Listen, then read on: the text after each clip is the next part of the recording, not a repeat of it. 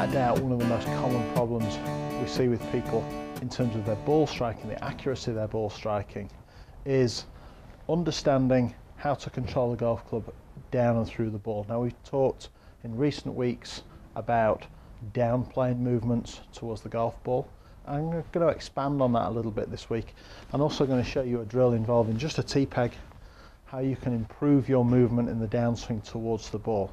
Now, one of the most common problems that I see in backswing to downswing movements is that from the top of the backswing, players are often so concerned with delivering the club face to the ball. From the top of the backswing, the first thing they move is the club head and the club face. They're trying desperately to get the club face down to the ball, and in doing so we produce a casting movement. The club is sent out and away from the body at the start of the downswing. Now, this is fatal, causes a huge number of problems, both in terms of ball striking. We can tend to hit the ground first, catch the ball fat. As a consequence of the club coming away from us, we tend to lean back and thin or top shots.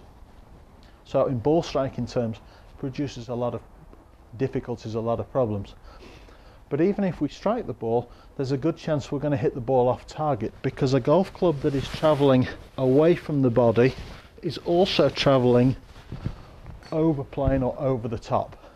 And if we travel over plane in the downswing, we're going to be swinging left through impact. So how can we produce the correct sequence of movements from the top of the backswing? What do we want the club to do?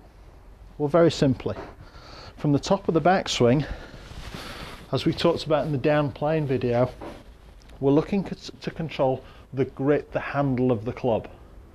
So I'm going to create an image for you. I want you to imagine you're standing up to your waist in a swimming pool, waist deep in water.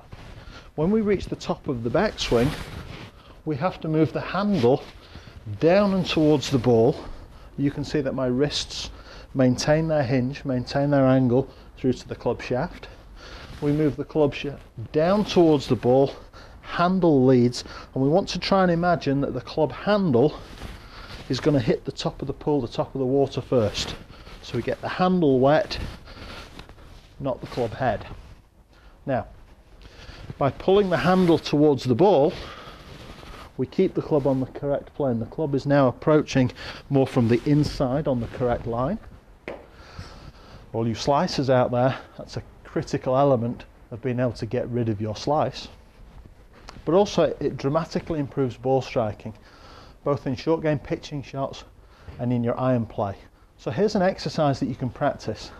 I've got a tee peg in the ground, I've got a tee peg in the end of the grip.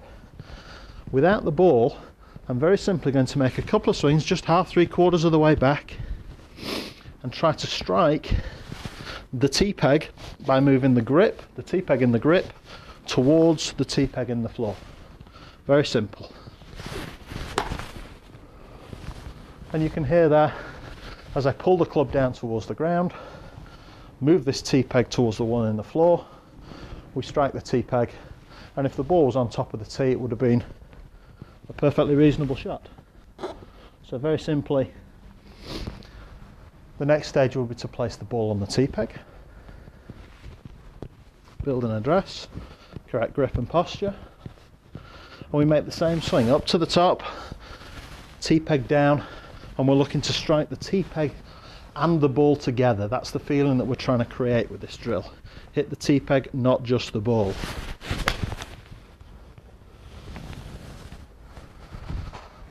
We bring the club down, we strike the tee peg, we get a much more solid, much more crisp strike on the ball. But by moving the club this way, you'll automatically improve your swing line, your swing plane down towards the ball. And if the club face is in a good place, you're going to hit the ball on target a lot more often.